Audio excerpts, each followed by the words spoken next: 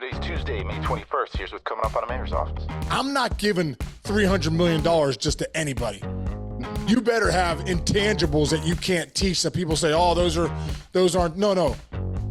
Those intangibles are the reason superstars are superstars.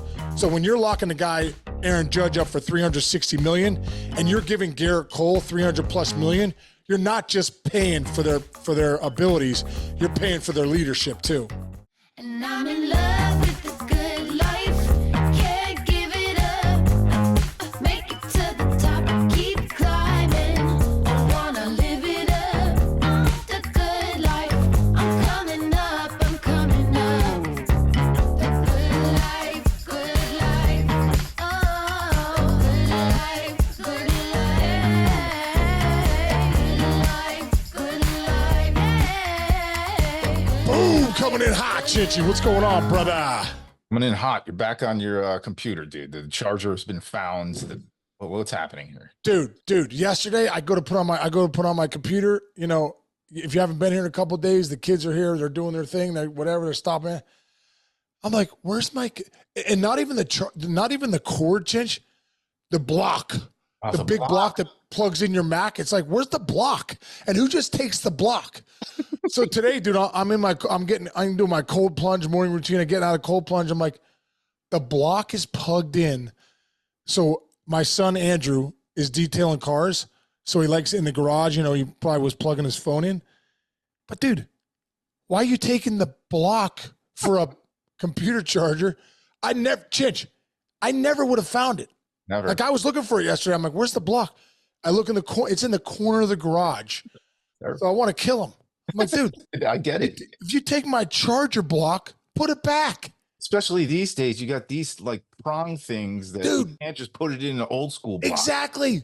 Apple kills you with the Dude, they got the new, dude, they're freaking, that's a scam, isn't it? That's a scam. Total scam. Yeah, you buy something new, a new charger for $150. Scam. Terrible. My family got me an Apple Watch for my birthday. Yeah. It's how much you gotta pay like $60 for a band. Otherwise, what? You're just gonna hold your watch? Just gonna walk around? Oh, my watch. Look at my new watch. Yeah. It's incredible.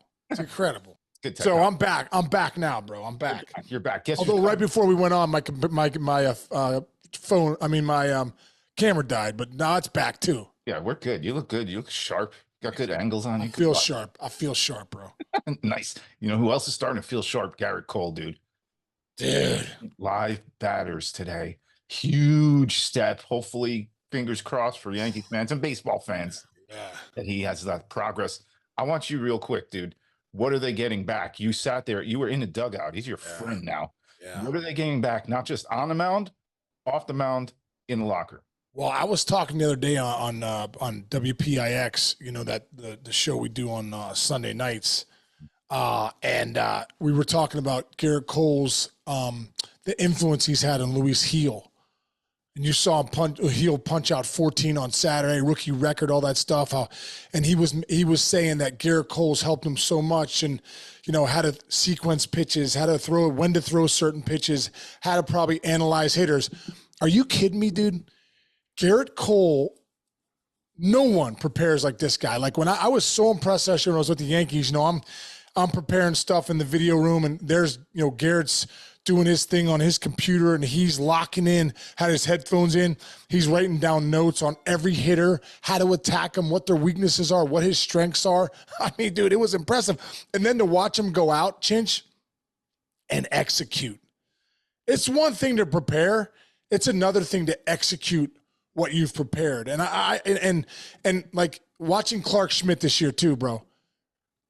Clark Schmidt, I mean, Gerrit Cole's like his coach. In between starts, they're in the dugout, talking, hitting, looking at the game, watching the game. What would you do here? In between innings, when Clark Schmidt's pitching, Cole's grabbing him. Dude, why'd you throw that pitch right there? That's not the pitch to throw. You got to, whatever, throw a cutter here, maybe to get that slider going, bury it, upper rail fastball.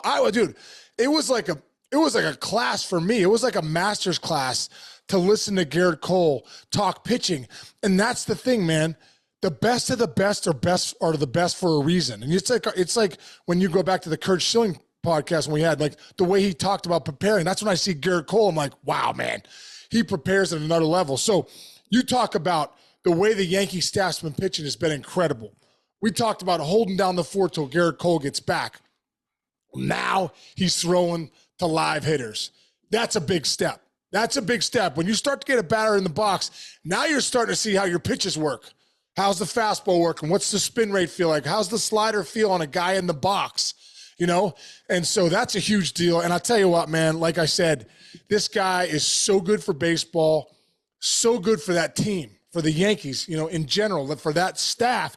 But even when he's not pitching, Chinch, he's impacting that staff. He's impacting that rotation. Even the guys in the pen, dude, they're looking to talk to Cole. So I'm excited for Gerrit to finally get off the bump, face some live hitters. And then when they get this guy back, bro, you're getting the reigning Cy Young. Not only the reigning Cy Young, I think he's at another level of pitchers in the big leagues. And, it's exciting for Yankee fans, excited for Booney and that whole staff and that team. You get Gerrit Cole back on the bump every fifth day with the staff they already have, with the way those guys are pitching. Wow. Yeah. You just made one of the best trades in the game, but turns out he's on your team. How about that? He is the closest thing. It's kind of hard to call a guy who only pitches like once every 5 days, like a captain type person, but he's the closest thing of a pitcher to being a captain of a baseball team, right? Well, dude. Well, I think that's what sets up the Yankees so well is Judgy's the captain of the team, really, and Cole's the captain of the pitchers. I mean, Judgy's the captain of the hitters, but also kind of the team. Cole's definitely the captain of the pitchers and those guys and what they do. So, it's impressive. They got. Hey, listen. At the end of the day, you want true leaders that lead from the front. You're not. If I'm a GM and I'm Brian Cashman, I'm not giving $300 million just to anybody. Mm-mm. You better have intangibles that you can't teach that people say, oh, those aren't. No. Those intangibles are the reason superstars are superstars. So when you're locking the guy Aaron Judge up for $360 million and you're giving Gerrit Cole $300+ million, you're not just paying for their abilities, you're paying for their leadership too. Yeah, that's great. Great point. Let's stay in that division real quick. And your boy, Mark Shapiro's Blue Jays, it's that division is so tough this year, right? And, every team's got to kind of like adjust, kind of look inside, look in a mirror, say, are we going to compete? Can we do it this year? Can we compete with these teams like the Yankees and the Orioles? And shoot, the Red Sox are pretty tough this year. Yeah, too. right. So people are starting to talk. Rumors are starting to swirl. Could the Blue Jays, trade one or both Vlad Jr. and Bo Bichette? It's a tough question. It's a tough thing. It's a tough thing to think about, but hey, realism. I mean, you have to think, are those the players of the future for you? You have to wonder are those the guys you want to give $300 million to or whatever, $250 million, commit to that? You're basically giving ownership of the team when you get to those numbers. Mm-hmm. So I guess the question, that Mark and Ross Atkins and Mark Shapiro have to ask themselves, are these guys, a generational talent that you're going to bank on for the next 10 years? You know what I mean? So that's, I guess the question you have to ask. And I guess the other question is, if you did trade Vlad or Bo Bichette at this stage, you would get, because they have one more year, I believe, of team control. So you'd have a year and a half if you got him. It's almost like Juan Soto. Mm-hmm. Back when the Padres got him, I think they had 2.5 years. Yeah. There's more value now if you traded him now than if you traded him next year and you only had half a year control, then they go to free agency. Right. So the question is, if the Blue Jays are out of it, are you willing to trade one or two of those guys to get back probably some big league ready guys and some prospects? And that's the big question. But that's a tough decision, man, because Bo Bichette, he's got off to a slow start, but he's starting to get it going. When Bo Bichette gets hot, dude, there's nobody better in the game. We've watched this over the years. Yeah. He'll be the greatest hitter in the second half, and this is the way the season goes. But you see the other night, 4 hits the other night, 3 hits the other night. It's just like coming slowly back to it. Vlad Jr. is having a decent year. It's not that bad. He's sitting around 280. OPS is below 800, so it's not a superstar. It doesn't look like a superstar player when you're like around 800, a little lower than 800 OPS. So, these guys, The tough thing is they're so young, Chinch, Mm. that you're like, are you missing the window where these guys really figure it out and become superstars? Because they have that superstar talent. So that's why those guys get paid the big bucks, and we do the mayor's office because they got to make real decisions with real money. Yeah. All right. Well, let's do a mayor's office real decision right now. I pulled up the stats this morning, and it was pretty cool to see. I'm going to a guy who hit 302 career in the big leagues for the stat because we're going to say batting champ this year. I know it's very early on, but I'm going to go down. I'm going to go 11 deep with top 11 hitters in a game right now as far as batting average are concerned, leading the league. And that's a handicap. Who do we think is going to win the ultimate batting title, right? So here we go. 1 through 11. Shohei, 353. He's 12 points ahead of number 2, who is Sal Perez. Then Profar 3, Betts 4, William Contreras 5, who's having a hell of a year. Wow. Alec Boehm 6, Ozuna 7, who's getting his average up back to where it used to be when he was a superstar. Pena 8 for Houston, 9 Soto, 10 Luis Ariz, and 11 I'm going to put on there Bryce Terang because he's fast and he can hang in there. He's hitting 314, so he's about. Is he? Wow, Bryce Terang's having a nice year, man. Yeah, about 29 points behind Shohei. So let's take those 11 guys and you tell me who's going to win the highest batting average of the year this year. Wow. So you want me to? So both leagues we're going to go with here. Or you could do an AL and NL if you. I really think Shohei Ohtani is the best hitter as far as it all goes. With OPS and all that stuff. Who's going to win the batting title? I bet you Luis Ariz wins it again. The guy is such a good hitter, you know what I mean? And he started off really slow. Now he's in San Diego with I don't know. You get on a better team, it boosts you up a little bit too with better players around you, with Machado around him and Profar having the year he's having, and Tatis, Bogey, all those Bogarts, all those guys. So I have to say Ariz, I think, is going to be the best highest average. I think the best hitter will be Ohtani. And I think the best hitter in the American League, I really believe, is going to be Aaron Judge when it's all said and done. Wow. Do you think his average? Do you think his average will go above? I believe he's going. I think Judge is going to end up hitting 320, 310.